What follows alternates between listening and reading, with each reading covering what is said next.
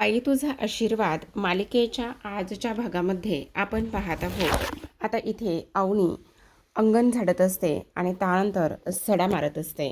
आणि जेव्हा सडा मारत असते त्यावेळेला म्हणत असते, खरं सांगू का, आमच्या घरी ना दर शुक्रवारी आई सडा रांगोळी करते. तेव्हा आमची वहिनी जी आहे ना, स्वाती बहिणी, ती खूपच सुंदर अशी रांगोळी काढत असते. ऐक ना धन्या, रांगोळी आहे का? तेव्हा तो म्हणत असतो, काय रे यशोदा, रांगोळी आहे का? तेव्हा यशोदा म्हणत असतो, हो हो आहे ना, रांगोळीसुद्धा आहे. असं म्हणून जा पटकन घेऊन ये. असं म्हणून पटकन धन्या जाऊन रांगोळी आतमधला डब्बा घेऊन येतो आणि तो अवनीला देतो.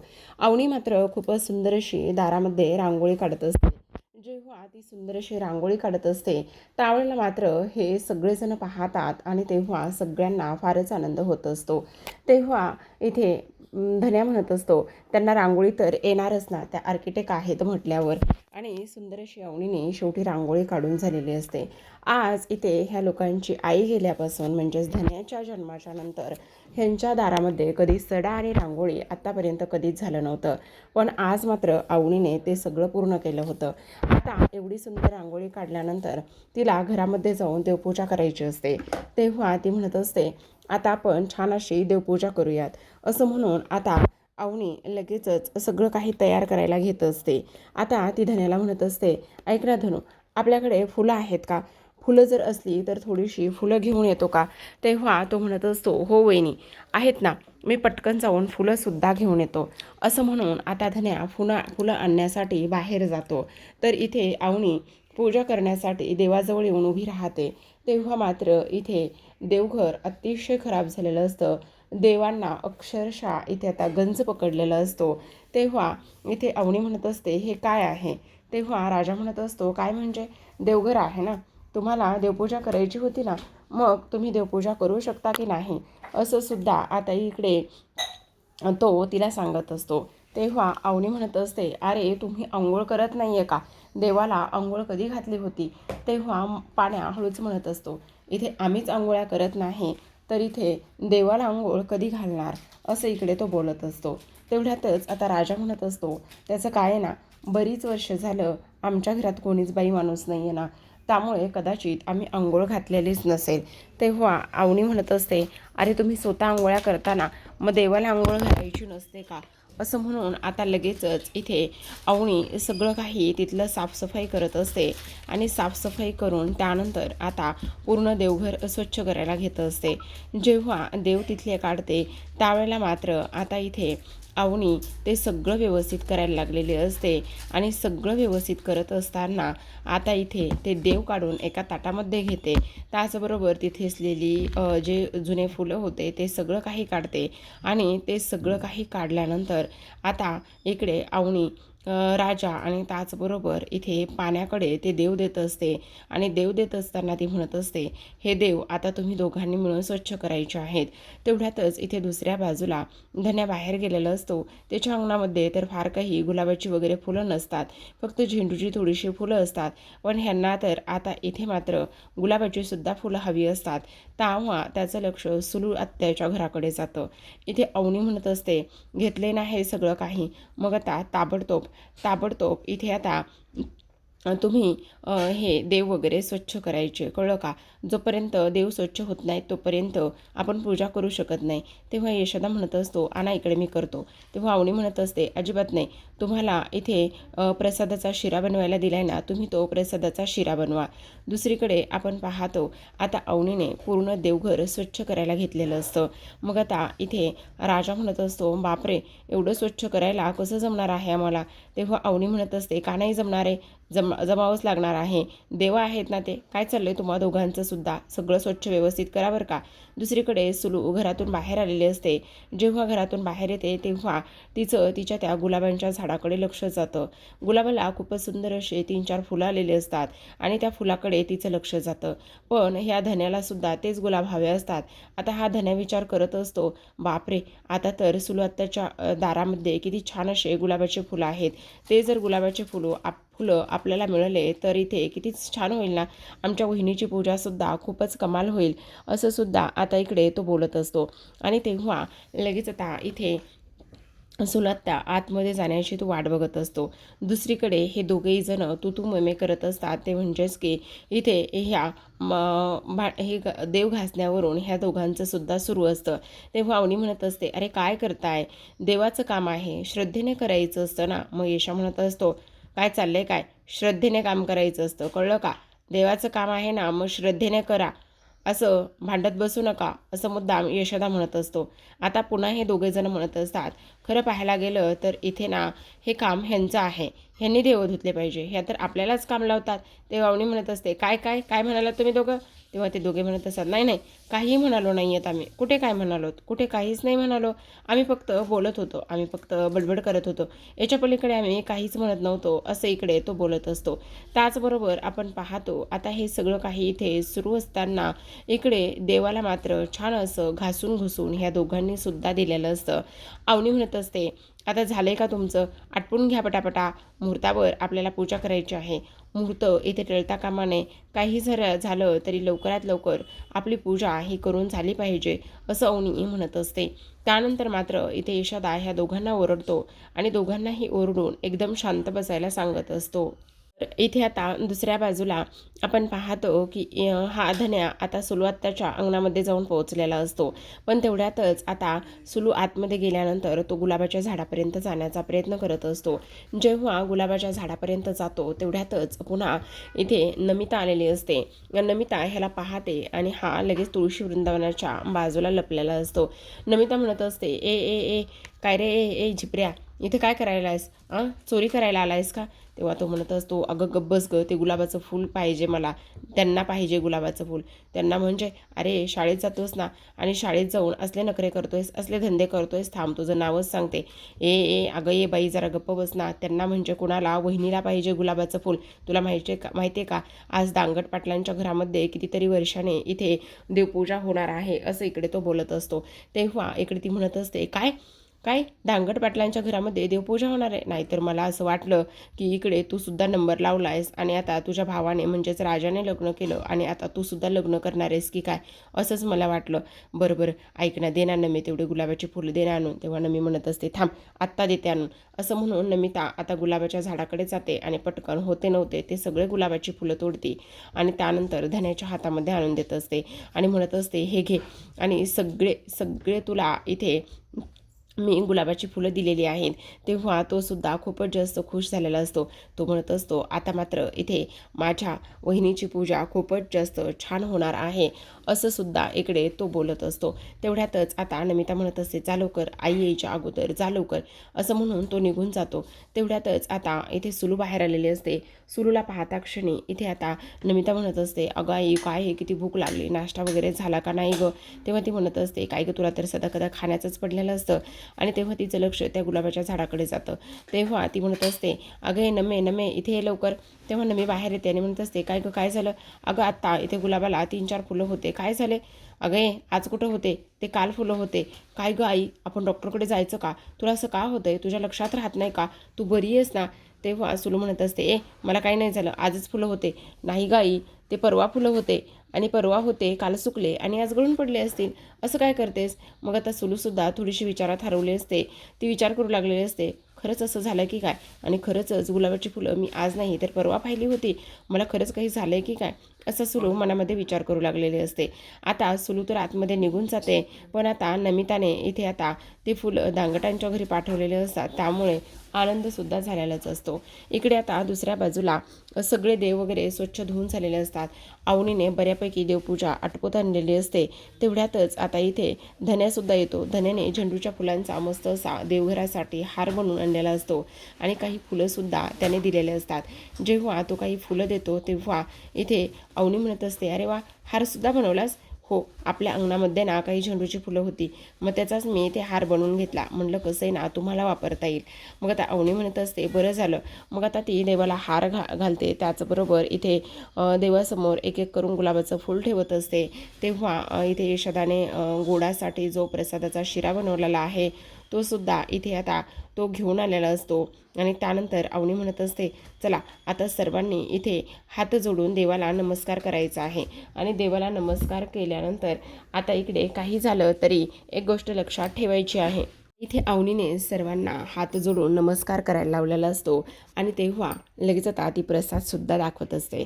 मग आता प्रसाद वगैरे दाखवल्यानंतर आता वेळ असते ती म्हणजेच की आरतीची. मग आता अवनी म्हणत असते, चला आता आरती करूया. आरती येते ना, तेव्हा राजा म्हणत असतो, नाही नाही म्हणजे काय ना त्याचं, आम्हाला इथे आरती येत होती पण आता ना आम्हाला आरती येत नाही. म्हणजे काही काही शब्द येतात पण काही काही शब्द आमच्याकडून विसरले जातात. तुम्ही पुढे म्हणा, आम्ही तुम्हाला फॉलो करतो. तेव्हा अवनी म्हणत असते, ठीक आहे. मग आता ती धन्याच्या हातामध्ये घंटी देते आणि म्हणत असते, हे घे धनू, तू घंटी वाजव. असं म्हणून धनू घंटी वाजत असतो तर बाकीचे इथे टाळ्या वाजवत असतात, हात जोडून देवाला नमस्कार करत असतात. आणि त्यानंतर आता इकडे सुखकर्ता दुःखहर्ता गणपती बाप्पाची सुरुवातीला आरती करते आणि त्यानंतर वैभव लक्ष्मीची ती आरती म्हणत असते. जेव्हा अवनी आरती म्हणत असते तेव्हा धनू हा घंटी वाजत असतो. त्याचबरोबर इथे मात्र सगळं लक्ष ह्या राजाचं अवनीकडेच असतं. त्याच वेळेला पाण्या खुणावत असतो की हा बघ कसा तिच्याकडे बघतोय म्हणून. तेव्हा राजा मात्र अवनीकडे पाहतो, कारण आज कितीतरी वर्षाने दांगट पाटलांच्या घरामध्ये बाईचा आशीर्वाद म्हणून देवपूजा झाली, सडा रांगोळी झाली, दिवा लावला, देवाला नैवेद्य लागला. हे सगळं सगळं काही या पोरांसाठी एक आनंदाचीच गोष्ट ठरलेली असते. एवढंच नाही प्रेक्षकांनो, तर आणखी एक महत्त्वाची गोष्ट म्हणजे की आता सगळ्यांना आरती दिल्यानंतर शेवटी अवनीसुद्धा आरती घेते आणि म्हणत असते, आता अण्णासुद्धा नाही आहेत, अण्णा असते तर त्यांना आपण आरती नक्कीच दिली असती.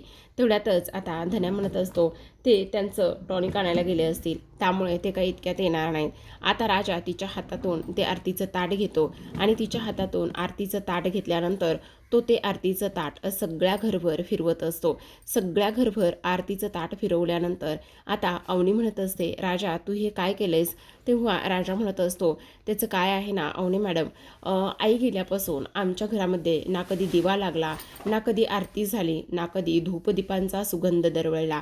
त्यामुळे आज मात्र मी ह्या दांगटांच्या घराला, सगळ्या घराला इथे आरती दिली आहे, कारण आज हा आमच्यासाठी फार जास्त आनंदाचा क्षण आहे. असं सुद्धा आता इकडे तो बोलू लागलेला असतो. तेव्हा मात्र इथे आता अवनी खूप जास्त खुश झालेली असते आणि तेव्हा तिलासुद्धा कुठेतरी जाऊन आनंद होतो की आज आपल्यामुळे एवढ्या सगळ्या काही चांगल्या गोष्टी इथे होत आहेत. आता अवनी म्हणत असते, मला अजून तुम्हाला सर्वांना एक सरप्राईज द्यायचं आहे. तेव्हा लगेच आता इथे धन्या म्हणत असतो, कसलं सरप्राईज द्यायचं वहिनी? आत्ता हे जे काही सरप्राईज दिलं आहे ना, त्याच्यापेक्षा वेगळं असं सरप्राईज काहीच असू शकत नाही. हे तर आमच्यासाठी खूपच जास्त कमालीचं असं सरप्राईज आहे, असं इकडे तो बोलत असतो. त्याच वेळेला अवनी म्हणत असते की खरं तर आज ना मी तुम्हा सर्वांसाठी चहा बनवणार आहे. पण तेवढ्यातच धन्या म्हणत असतो, तुम्हाला खरं सांगू का बहिणी, आज मात्र आम्हाला ना फार आनंद झाला आहे. आज असं कितीतरी वर्षाने वाटलं की आमच्या घरी आई आली आहे आणि तुमच्या रूपामध्ये मी ह्या घरामध्ये आईलाच पाहिला आहे. त्यामुळे मला तर फार जास्त आनंद होतोय, असं सुद्धा आता इकडे तो बोलू लागलेला असतो. तेवढ्यातच आता मात्र इथे अवनी म्हणत असते, आज मी तुम्हा सर्वांसाठी चहा बनवणार आहे. तेव्हा तो म्हणत असतो, तुम्ही याआधी कधी चहा बनवला आहे का? तेव्हा ती म्हणत असते, नाही मी याआधी कधी चहा बनवला नाही, पण मी आज मात्र इथे चहा बनवणार आहे, असं इकडे ती बोलत असते. आणि हे सगळं काही बोलल्यानंतर आता आपण पाहतो की इथे हे चहा कसं काय बनवणार हे प्रश्न ह्या तिघांना पडलेलं असतं. तेवढ्यातच आता इथे धन्या म्हणत असतो, अरे कशाला उगाचच टेन्शन घेतो, बनवतील ना वहिनी चांगला चहा. मग आता तो म्हणत असतो, ऐका ना तुम्ही नका काळजी करू, मी बनवतो चहा, तुम्ही नका एवढं टेन्शन घेऊ. त्याच वेळेला आता इथे ती म्हणत असते, नाही मी आतापर्यंत कधी बनवलं नाही पण नक्कीच बनवेल मी, तुम्ही नका काळजी करू. असं म्हटल्याबरोबर आता मात्र इथे ती कुकर घेते आणि कुकर गॅसवरती मांडत असते. तेवढ्यातच आता इकडे यशोदा म्हणत असतो, अहो तुम्हाला चहा बनवायचा आहे ना, मग कुकर कशाला घेतलाय? आपण पातेल्यामध्ये चहा बनवतो, कुकरमध्ये आपण भात वरण लावतो, तुम्ही हे पातेलं घ्या ना. तेव्हा लगेच अवनी म्हणत असते, सॉरी अवनी कुकरमध्ये चहा बनवणार. तेवढ्यातच आता तो कुकर बाजूला ठेवते आणि त्यानंतर यशोदा तिला पातेलं देतो. आता पातेलं गॅसवर मांडलं जातं आणि त्यानंतर अवनी आता चहा बनवायला सुरुवात करत असते. तेव्हा राजा तिला पाणी देतो आता हे सगळेजण एक एक वस्तू देत असतात. कुणी पाणी देतं, कुणी चहा पावडर देतं, कुणी आलं अद्रक देतं, तर कुणी साखर देत असतं. आणि त्यानंतर इथे अवनीकडून खूप जास्त पाणी टाकलं जातं. मग तेवढ्यात पाण्या म्हणत असतो, काळजी करू नका, तुम्ही पाणी टाकलंय ना, मग आता दूध टाकताना बॅलन्स करा. मग आता इथे साखर टाकायची असते. पण यशोदा म्हणत असतो, त्याआधी ना तुम्ही इथे एक काम करा, तुम्ही त्याआधी चहा पावडर टाका. मग आता चहा पावडर टाकली जाते. मग तेवढ्यातच धन्या म्हणत असतो, बापरे बापरे, बास बास बास, किती टाकताय चहा पावडर. तेव्हा ती म्हणत असते, जास्त झाली का, आता काय करायचं. तेवढ्यातच आता राजा म्हणत असतो, काय नाही, तुम्ही एक काम करा, थोडीशी साखर जास्त टाकून ना ते बॅलन्स करा, होईल व्यवस्थित सगळं. मग आता इथे चहा पावडर टाकल्यानंतर साखर टाकायची असते. त्याचबरोबर अवनी म्हणत असते, आता काय करू. मग आता इकडे यशा म्हणत असतो, एक मिनटं, तुम्ही हे सगळं टाकलंय ना. मग आता हे तिघेही जण इथे कालवा करतात, गोंधळ घालत असतात. तेव्हा मात्र अवनीला इरिटेट होतं. अवनीला समजत नाही नेमकं अगोदर मी काय करू, ह्यांच्यामुळे माझा गोंधळ होत असतो. कारण इथे आता राजा म्हणत असतो, अद्रक ठेचून टाका, तर पाण्या म्हणत असतो, आलं म्हणतात त्याला. तेव्हा राजा म्हणत असतो, आलं आणि अद्रक हे दोन्ही गोष्टी एकच आहेत. तेव्हा धन्या म्हणत असतो, वहिनी वहिनी, आता दूध घालायचं, दूध उकळलं का, उकळलं, दूध घालायचं आता. तेवढ्यात अवनी आता इथे सगळ्यांना ओरडून म्हणत असते, गप्प बसा. आता गप्प बसा असं म्हटल्याबरोबर तेव्हा सगळेजण अक्षरशः शांत बसतात. आणि सगळेजण शांत बसल्याबरोबर लगेच आता इथे जी काही अवनी आहे ती त्यांना म्हणत असते, आत्ताच्या आत्ता तुम्ही इथे थांबायचं नाही, आत्ताच्या आत्ता इथून बाहेर जायचं, इथे कोणीही थांबणार नाही, चला बाहेर जा, चहा झाल्यानंतर मी तुम्हाला चहा बाहेर आणून देते, असं इकडे ती स्पष्टपणे बोलत असते. आणि सगळेच बाहेर जा असं सुद्धा ती इथे सांगत असते. आणि सगळेजण बाहेर गेल्यानंतर आता मात्र इथे अवनी यशाला म्हणत असते, यशोदा दूध कधी घालू. तेव्हा यशा म्हणत असतो, ते उखळलं की मग दूध घाला. आता ते चौघी जण बाहेर जाऊन बसलेले असतात, कारण अवनीने मात्र चांगलंच त्यांना सुनावलेलं असतं. आता चहा उकळल्यानंतर त्यामध्ये दूध घालून पुन्हा 1-2 उकळ्या आणायच्या असतात आणि तेव्हा चहा रेडी होतो असं सांगण्यात आलेलं असतं. आता अवनीने मात्र चहा बनवायला जवळपास इथे संपतच आलेला असतो. आणि हीच गोष्ट धन्या पाहत असतो. धन्या हळूच पाहतो आणि तेव्हा म्हणत असतो, अरे चहा बहुतेक बनला आहे, पण काय रे, मला एक गोष्ट सांग, त्या एवढ्या मोठ्या घरच्या आहेत, एवढ्या मोठ्या आहेत, एवढ्या शिकलेल्या आहेत, पण त्यांना साधा चहासुद्धा बनवता येत नाही. तेवढ्यातच आता राजा अवनीची बाजू घेतो आणि म्हणत असतो, अरे काय हे, त्या कोण आहेत, त्या गोल्ड मेडलिस्ट आहेत. आणि गोल्ड मेडलिस्ट असल्यामुळे त्या खूप काही करतात, पण त्या चहा बनवत नाहीत. आता मला सांग, चहा बनवणं ही काही सगळं, पण अरे चहा सगळ्यांनाच बनवता येतो, त्यांना बनवता येत नाही म्हटलं, अरे त्या कशाला बनवतील बाबा चहा, त्यांच्या घरी कितीतरी नौकर आहेत आणि त्यांच्या घरी कितीतरी नौकर असल्यामुळे त्या चहा कशाला बनवतील, असं सुद्धा आता इकडे तो बोलत असतो. आता हे सगळं काही बोलल्यानंतर मात्र इथे अवनी चहाच्या ट्रे घेऊन आलेले असते. चौघांसाठी 4 कप आणलेले असतात. आणि तेव्हा अवनी म्हणत असते, आता मी हा चहा बनवला आहे. तेवढ्यातच आता हे सगळेजण एक एक करून कप उचलून घेतात. आणि एक एक करून कप उचलल्यानंतर सुरुवातीला यशोदा एक घोट घेत असतो. जेव्हा यशोदा एक घोट घेतो तेव्हा मात्र त्याला तो चहा अतिशय कडू लागत असतो. तेव्हा अवनी विचारत असते, काय झालं, चहा छान झाला आहे ना, कसं झालं आहे सांगा ना, मी फर्स्ट टाईम बनवला आहे, प्रयत्न केला आहे ना. तेवढ्यातच यशोदा म्हणत असतो, हो हो, अतिशय उत्तम आणि छान असा चहा झालेला आहे, तुम्हाला काळजी वगैरे करण्याची काही गरज नाही. याच्या असला चहा ना आम्ही गेल्या 10 वर्षामध्ये कधीही प्यायलो नाही, असं राजा म्हणत असतो. तेव्हा अवनी म्हणत असते, खरं खरं सांगताय ना तुम्ही, खरं चहा छान झालाय ना. तेव्हा तो म्हणत असतो, हो अतिशय छान झालाय चहा, तुम्ही घ्या ना, तुम्ही घ्या. तेव्हा ती म्हणत असते, मी घेते ना, नंतर घेते, तुम्ही प्या ना. आता लगेचच तिच्या लक्षात येतं की मी बाहेर रांगोळी काढली, पण त्या रांगोळीवरती ना हळदी कुंकू मी टाकायचंच विसरले, पटकन जाऊन येते. मग आता इथे मात्र धन्या हा जरी पाण्या उठतो आणि त्यानंतर म्हणत असतो, अरे काय हे, छान झालाय ना चहा, अतिशय उत्तम झालाय ना, मग एक काम कर, हा जो माझा कप आहे ना तो सुद्धा तूच पे. तेवढ्यातच आता राजा म्हणत असतो, अरे त्यांनी जर मला त्यांच्या हातचा कारल्याचा ज्यूस जरी बनवून दिला ना, तरी तो सुद्धा मी आनंदाने पेईल, असं इकडे तो बोलत असतो. मग पाण्या आणि धन्या दोघेही जण त्यांचा दोघांचाही चहा इथे राजाला देऊ पाहतात. पण तेवढ्यातच यशोदा म्हणत असतो, वेडेत का तुम्ही, त्यांनी एवढ्या आवडीने प्रेमाने चहा बनवलाय तर प्या ना गपचूप. मग आता ते चौघेही जण पुन्हा चहा पितात. अन्नाची मात्र आता इकडे तंद्री हरवलेली असते. जेव्हा ते घरी येतात तेव्हा त्यांना असं वाटतं की मी माझ्याच घरी आलो आहे का, की मी ते दुसऱ्या कोणाच्या तरी घरी गेलो आहे. कारण अंगणामध्ये जेव्हा येतात तेव्हा मात्र सुंदर सुबक अशी रंगबेरंगी रांगोळी इथे काढलेली असते आणि ते रांगोळी पाहतात तेव्हा मात्र इथे त्यांना धक्काच बसतो आणि धक्का बसल्यानंतर इथे म्हणत असतात हे सगळं काय, हे माझंच घर आहे ना, असा विचार ते करू लागलेले असतात. दुसरीकडे आता यशोदा म्हणत असतो की त्यांनी किती प्रयत्न तरी केले ना, प्रेमाने बनवण्याचा प्रयत्न केला ना त्यांनी रांगोळी, मग तुम्ही गुपचूप का बरं पेत नाही येतं. आणि त्याचबरोबर चहा जरी कडू असला तरीसुद्धा त्यांच्या भावना महत्त्वाच्या आहेत ना, त्यामुळे गुपचूप प्या. तर आता प्रेक्षकांनो, आजच्या भागामध्ये एवढंच. उद्याचा भाग पाहायचा असेल तर नक्की चॅनलला सबस्क्राईब करा, कारण उद्याच्या भागामध्ये आपल्याला असं पाहायला मिळणार आहे की आता इथे अवनी ही अण्णांसाठी सुद्धा चहा घेऊन आलेली असते. जेव्हा ती अण्णांसाठी चहा घेऊन येते तेव्हा मात्र इथे आता अण्णा म्हणत असतात सुनबाई मला एक गोष्ट सांग, ही रांगोळी कोणी काढली आहे. तेवढ्यातच ती म्हणत असते अण्णा ती रांगोळी मीच काढली आहे. मी चहासुद्धा मी स्वतःच्या हाताने बनवला आहे. तो चहा इथे मी तुम्हाला द्यायला आली आहे, असं इकडे ती बोलत असते. आणि हे सगळं काही बोलल्यानंतर लगेच आता इथे अण्णा चहा पिऊन पाहतात. जेव्हा अण्णा चहा पिऊन पाहतात तेव्हा मात्र इथे आता तिला अण्णांना धक्काच बसतो. अण्णा म्हणत असतात हळूच, कॉफीपेक्षा सुद्धा कडू आहे. तेवढ्यातच आता इथे ती म्हणत असते काय झालं अण्णा, चहा छान नाही झाला का. तेवढ्यातच अण्णा म्हणत असतात हो हो, चहा तर अतिशय उत्तम झाला आहे. खरंच असा असा चहा मी आतापर्यंत कधीच प्यायलो नाही आहे. असा सुंदर असा चहा झालेला आहे, असं अण्णा म्हणत असतात. आणि त्यानंतर म्हणत असतात सुनबाई तू चहा प्यायलीस का. तेवढ्यातच अवनी म्हणत असते नाही अण्णा, आता पिणारच आहे. पण अण्णा म्हणत असतात अतिशय उत्तम चहा झालाय. आज माझ्या सुनबाईने माझ्यासाठी चहा बनवला आहे, असं इकडे ते मुद्दामून ओरडून ओरडून बोलत असतात. आणि सुलूला ह्या सगळ्या गोष्टी ओरडून ओरडून सांगू लागलेले असतात.